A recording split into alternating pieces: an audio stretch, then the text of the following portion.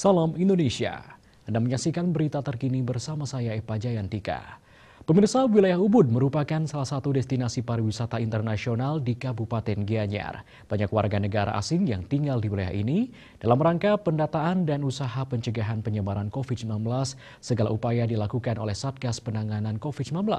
Salah satunya dengan tracing atau penelurusan kontak erat. Penerapan praktek 3T tracing, testing, treatment sama pentingnya dengan penerapan protokol kesehatan. Babin Kamtibmas Kelurahan Ubud bersama petugas kesehatan dari Puskesmas Ubud 1 pun melaksanakan kegiatan tracing terhadap WNA yang tinggal di Ubud.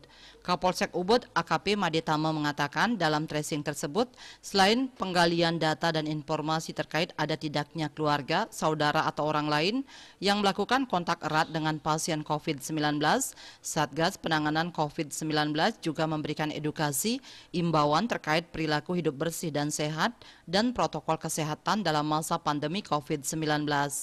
Peran dan fungsi Satgas Penanganan COVID-19 tingkat desa kelurahan menjadi salah satu media penyampaian informasi dan edukasi tentang hal ini.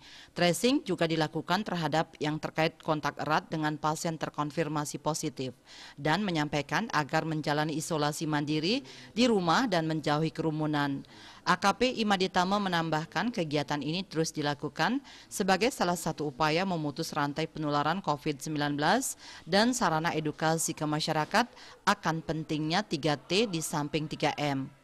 Yuliantara Denpos melaporkan.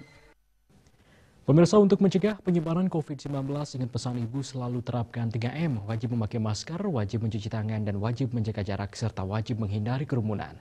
Dengan penerapan perilaku 3M, Indonesia segera terbebas virus corona menuju Indonesia maju. Update terus informasi Anda dengan subscribe dan like YouTube channel Bali TV @newsbalitv. Tetaplah bersama Bali TV, salam Indonesia.